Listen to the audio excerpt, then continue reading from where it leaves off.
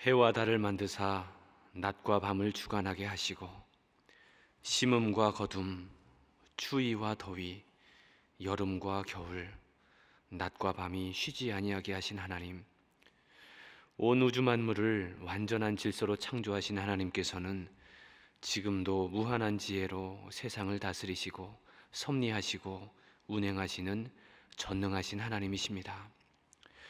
그 전능하신 하나님의 손길로 우리의 삶을 인도하여 주시옵소서. 우리의 삶에서 일어나는 모든 일들이 결코 우연이 아니라 하나님의 섭리 가운데 있음을 고백합니다. 하나님께서는 우리의 삶을 올바른 방향으로 인도해 주시고 우리가 본연의 존재 가치를 실현할 수 있도록 돌보아 주시는 좋으신 하나님이십니다. 하나님의 선하신 인도하심에 오늘이라는 시간을 온전히 맡겨드리오니 주님께서 친히 인도하여 주시옵소서. 보라, 처녀가 잉태하여 아들을 낳을 것이요 그의 이름을 임마누엘이라 하리라고 말씀하신 주님, 죄로 인하여 죽을 수밖에 없는 우리를 구원하시기 위해 높고 높은 보좌를 버리시고 낮고 낮은 이 땅에 내려오신 예수님의 사랑으로 우리가 영원한 생명을 얻게 되었습니다. 우리가 구원받은 것만 해도 평생 갚아도 다 갚을 수 없는 은혜일진데 주님께서는 세상 끝날까지 우리와 함께 하시겠다고 약속해 주셨습니다. 세상 끝날까지 동행하시는 하나님을 신뢰하며 오늘도 감사와 기쁨의 하루를 살아가게 하여 주시옵소서. 대림절 네 번째 주간을 보내며 장차 이 땅에 다시 오실 주님을 기억합니다. 만물의 마지막이 가까이 왔으니 그러므로 정신을 차리고 근신하여 깨어 기도하는 저희들 되게 하여 주시옵소서. 언제 주님께서 다시 오실지라도 맞이할 수 있도록 순전한 믿음으로 경건하고 거룩한 삶을 살아가게 하여 주시옵소서. 너희는 먼저 그의 나라와 그의 의를 구하라고 말씀하신 주님, 그 말씀대로 내일 일을 염려하지 않고 모든 일에 기도와 간구로 하나님 앞에 나아가며 하나님께서 맡겨주신 사명을 잘 감당하기를 원합니다.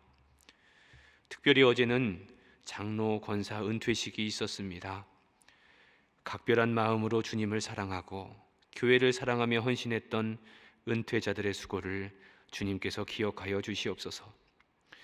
이분들의 기도와 헌신이 있었기에 소망교회가 이토록 견고히 설 수 있었습니다. 착하고 충성된 종들에게 주시는 상급과 면류관을 예비하여 주시고 주님께서 친히 잘하였다고 칭찬하여 주시옵소서. 이 자리에 서 있는 저희들 모두도 언젠가는 하나님의 심판대 앞에 서게 될 터인데 그 시간이 후회와 부끄러움이 시간이 되지 않기를 원합니다.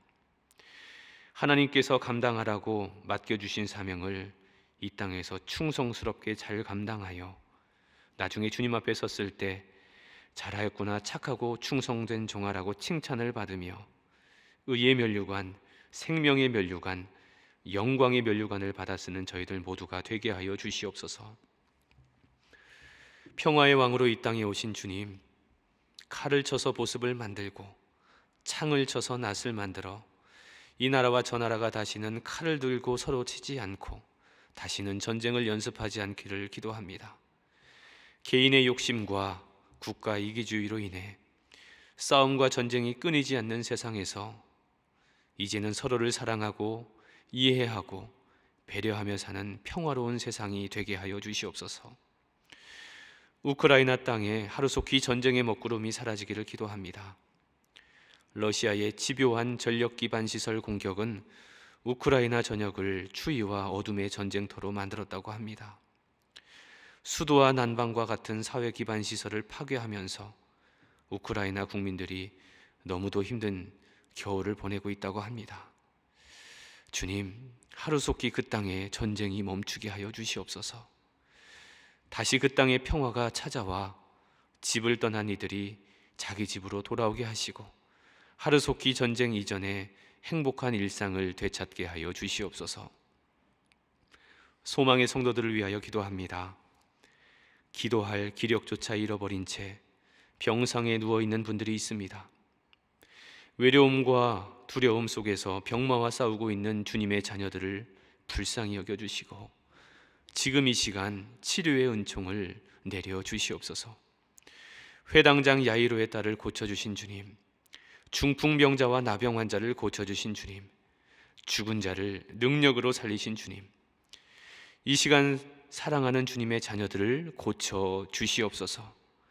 예수님의 이름으로 기도할 때에 그들을 묶고 있는 모든 두려움과 어두움의 영이 떠나가게 하시고, 모든 통증과 염증은 사라지게 하시고, 모든 세포가 깨끗하게 회복되는 기적을 경험하게 하여 주시옵소서. 오늘 무릎 수술을 받으시는 권사님을 위하여 기도합니다. 오늘 왼쪽 수술을 받으시고 이어서 며칠 후에 오른쪽 무릎 수술도 받는다고 합니다. 양쪽 무릎을 다 수술해야 하는 힘든 상황 속에서 두렵고 떨림 가운데 하나님의 도우심을 간절히 구하며 기도하고 있습니다. 주님, 모든 수술 과정에 능력의 손길로 함께하여 주시옵소서. 집도하는 의료진의 손을 붙들어 주셔서 수술이 잘 되게 하여 주시고 회복도 잘 되게 하여 주시옵소서. 그 힘든 시간들을 잘 이겨낸 후에 건강한 무릎을 회복하여 걸어가도 피곤치 않고 달려가도 곤비치 않는 새 힘을 허락하여 주시고 남은 삶 전부를 하나님의 영광을 위해 살아가는 복되고 아름다운 삶을 살아가게 하여 주시옵소서. 이제 말씀 앞으로 나아갑니다. 오늘도 우리에게 친히 말씀하시는 주님의 음성을 듣기를 원합니다. 성령 하나님께서 우리 마음에 빛을 비춰주셔서 말씀이 깨달아지게 하시고 깨달은 말씀을 우리의 삶으로 살아내게 하여 주시옵소서. 예수님의 이름으로 기도하옵나이다. 아멘.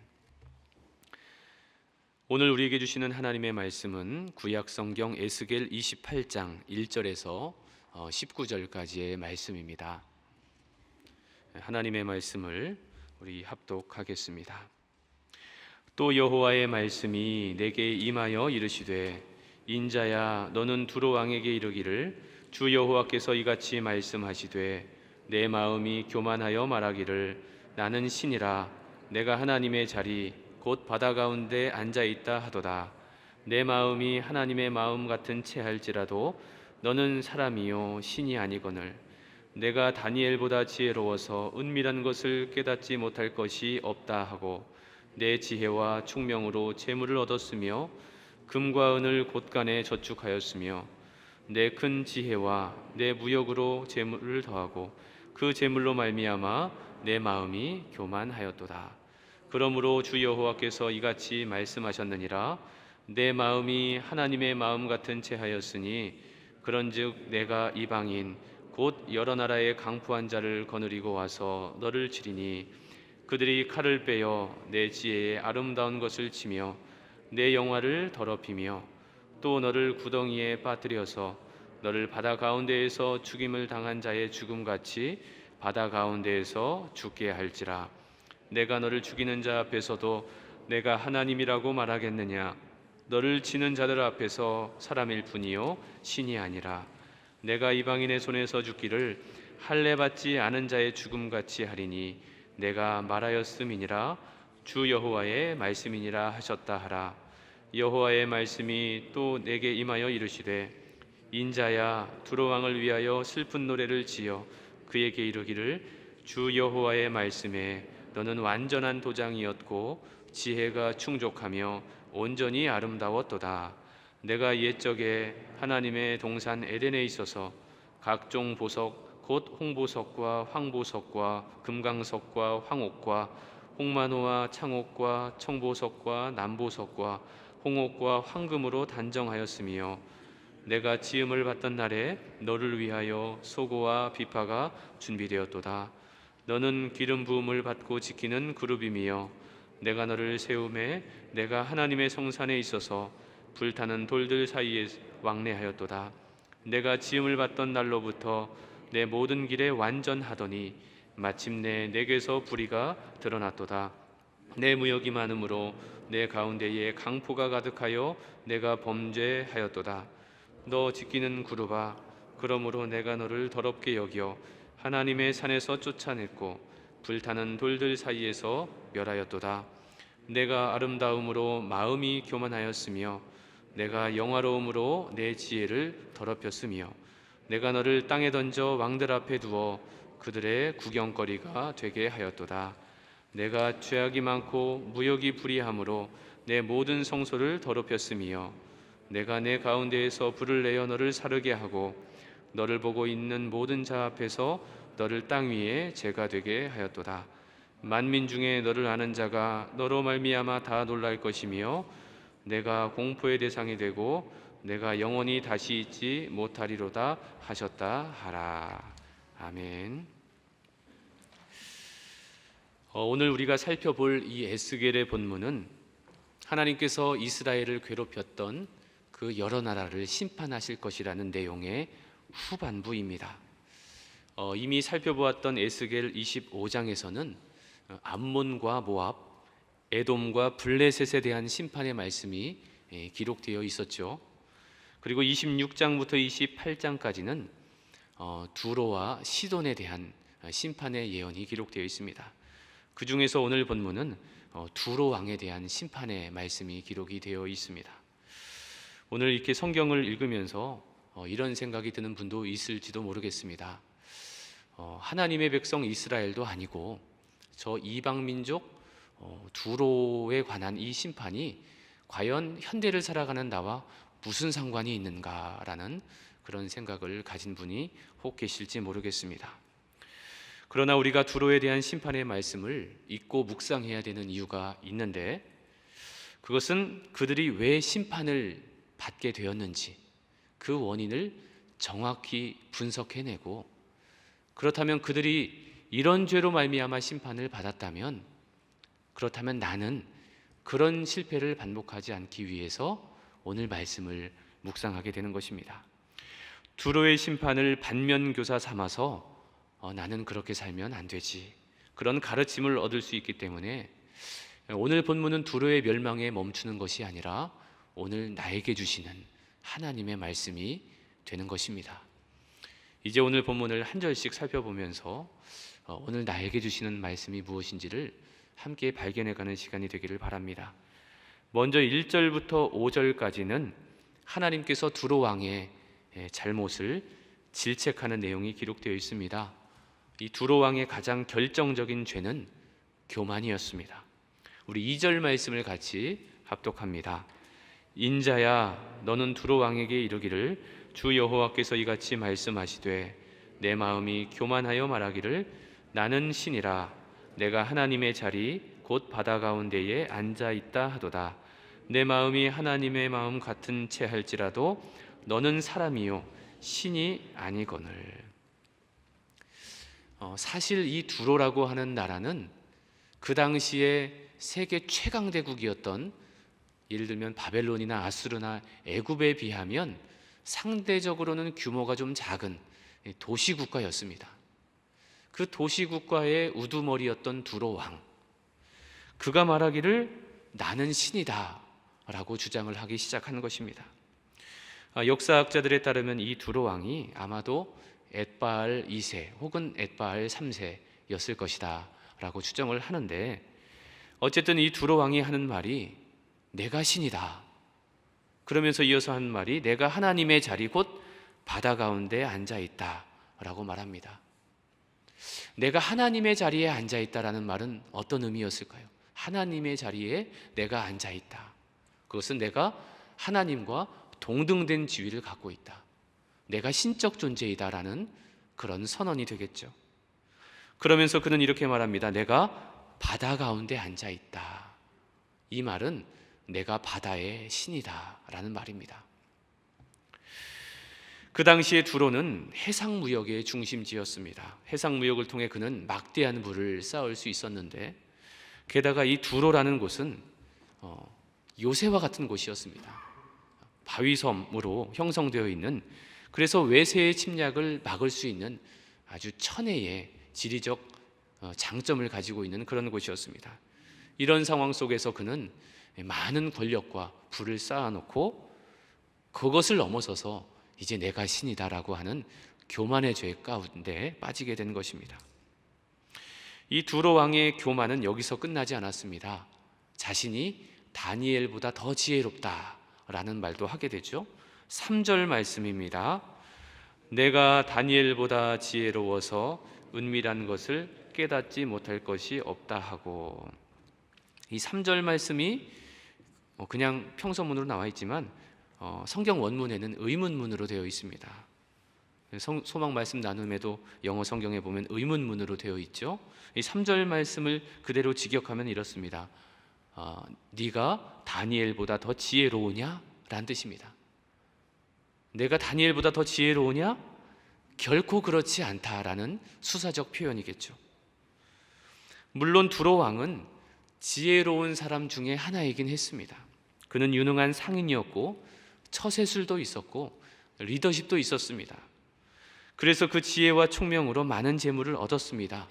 성경에 보면 금과 은을 창고에 많이 쌓아놓을 정도로 그는 해상무역을 통해 큰 이익을 얻었는데, 그의 결정적인 문제는 바로 교만이었죠.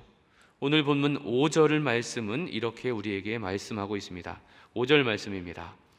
내 큰 지혜와 내 무역으로 재물을 더하고 그 재물로 말미암아 내 마음이 교만하였도다. 비록 두로 왕은 지혜로운 사람이었지만 그 지혜가 하나님의 지혜가 아니라 재물을 얻는 기술에 불과했습니다. 그러니까 그는 지혜자가 아니었죠. 기술자였습니다. 결국 그는 그 재물로 하나님을 섬기는 것이 아니라 자신이 하나님의 자리를 차지하는 교만의 죄를 범하게 되고 하나님의 심판을 받게 됩니다. 그 심판의 내용이 6절부터 10절까지의 기록이 되어 있는데, 그 심판은 어떤 심판이었는가? 바로 여러 나라의 심판을 당하는, 여러 나라의 침략을 당하는 심판을 받게 됩니다. 우리 7절과 8절 말씀을 같이 읽습니다.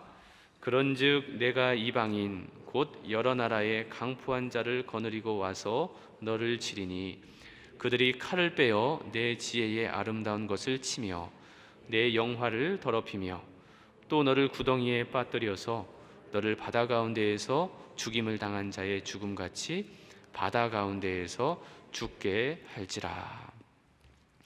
이 하나님께서 교만한 두로 왕을 심판하시기 위해 오늘 본문을 보니까 이방 나라의 강포한 자들을 보낼 거다. 강력한 이방 군대를 보낼 것이다라는 것입니다.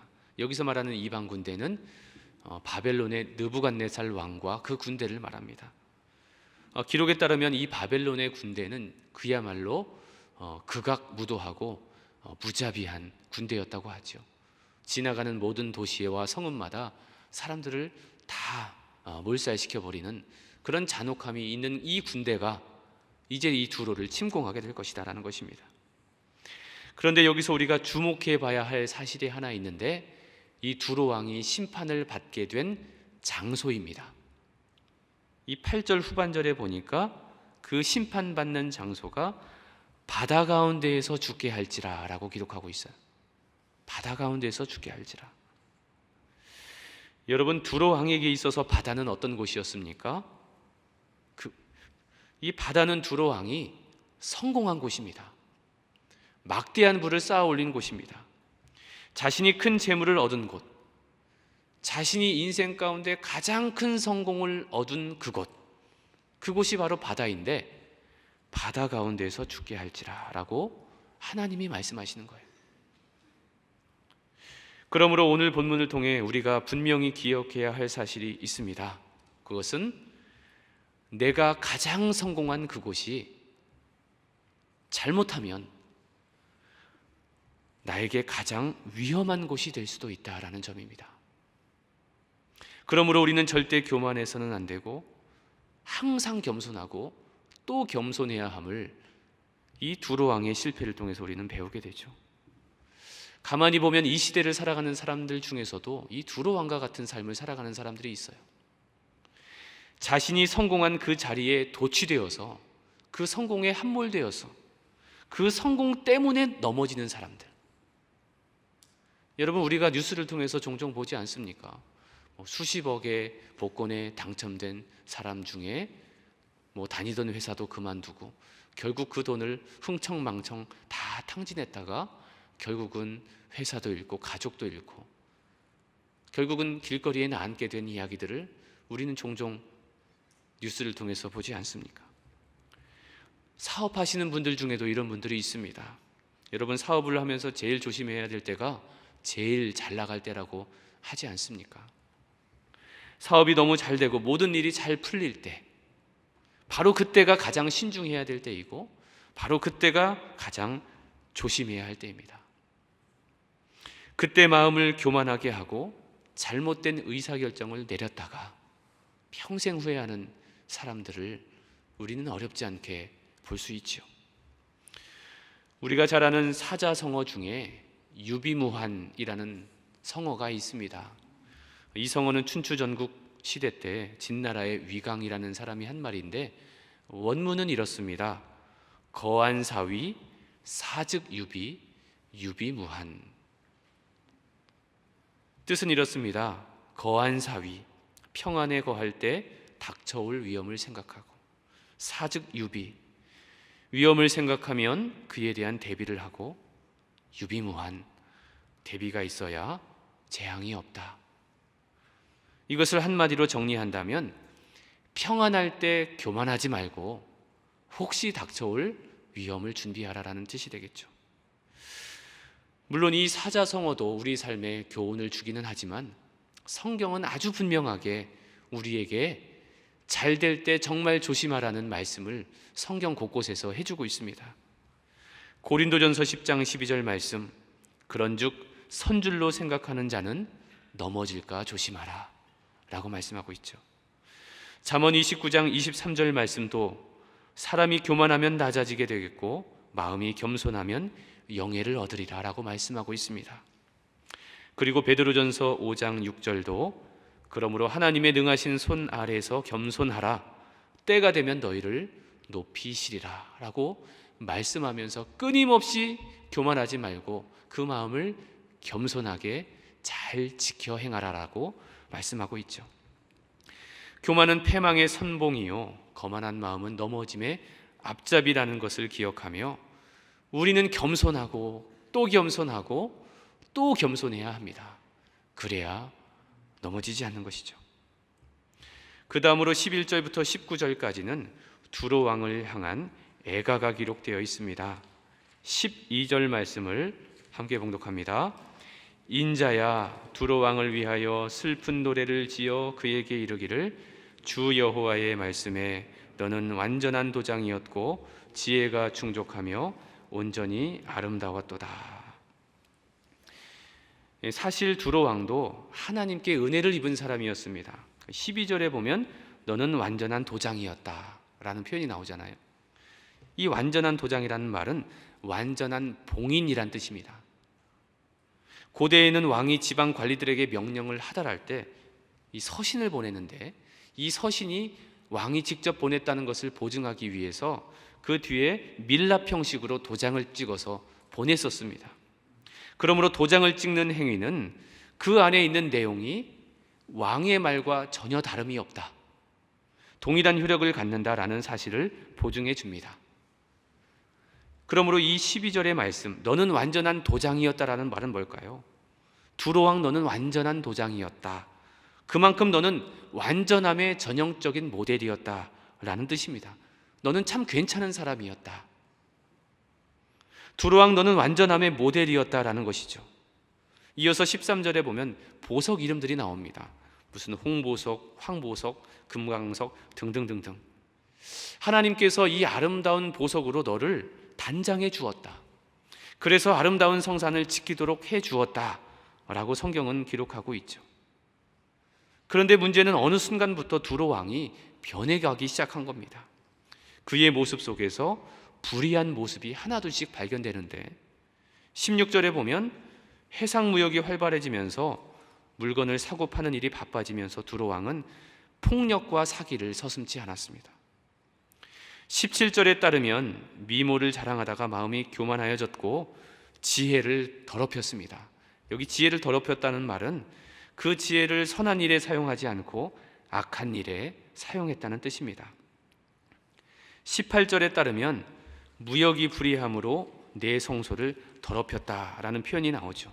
여기 무역이 불의하다라는 표현은 부정직한 거래를 했다는 것입니다. 요즘 말로 표현하자면 공정거래법을 위반했다라는 라는 뜻이 되겠죠.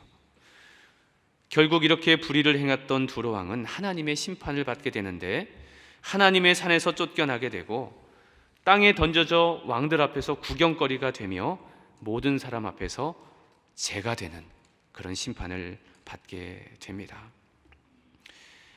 사랑하는 여러분, 우리가 오늘 본문을 통해서 우리 마음속에 다시 한번 깨닫게 되는 것이 있지요. 우리가 절대 교만이라는 죄에 빠져서는 안 된다라는 사실. 나를 성공하게 한 그것이 나를 위험하게 할 수도 있다는 사실을 우리는 마음속으로 기억한다면 결코 교만이라는 죄에 빠지지 않게 될 것입니다. 그리고 하나님이 나에게 풍요로움을 허락해 주셨다면, 오늘 두로 왕이 그런 케이스잖아요. 하나님이 나에게 풍요로움을 허락해 주셨다면 그 풍요로움을 가지고 악행의 기회로 삼아서는 안 된다라는 것을 우리는 알게 됩니다. 악행의 기회가 아니라 선행의 기회로 삼아야 되겠죠.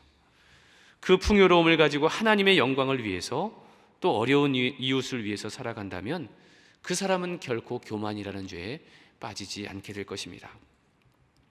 하나님은 준비된 사람에게 은혜를 베풀어 주십니다. 그 사람이 아직 준비가 안 돼 있다면 하나님이 주실 수가 없겠죠. 줬는데 두로 왕처럼 교만한 죄에 빠지면 어떡합니까? 그런 경우는 하나님이 거두십니다. 그러나 그 사람이 잘 준비되었다면, 많은 풍요로움과 부유함을 줘도 그것을 가지고 교만한 죄에 빠지지 않고 하나님의 영광을 위해서 사용하고 어려운 이웃을 위해 사용하고 그렇게 선행의 기회를 삼는다면 하나님께서는 하늘문을 여시고 그 사람 가운데 넘치도록 채워주실 것입니다. 바라기는 여러분 모두가 두로 왕처럼 교만죄에 빠지는 사람이 아니라 하나님 앞에서 늘 겸손히 행함으로 하나님께서 주시는 축복을 받아 누리는 주인공들이 다 되시기를 주님의 이름으로 축원합니다. 기도하겠습니다.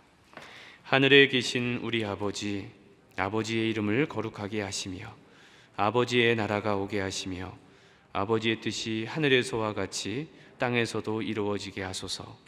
오늘 우리에게 일용할 양식을 주시고 우리가 우리에게 잘못한 사람을 용서하여 준 것 같이 우리 죄를 용서하여 주시고 우리를 시험에 빠지지 않게 하시고 악에서 구하소서. 나라와 권능과 영광이 영원히 아버지의 것입니다. 아멘.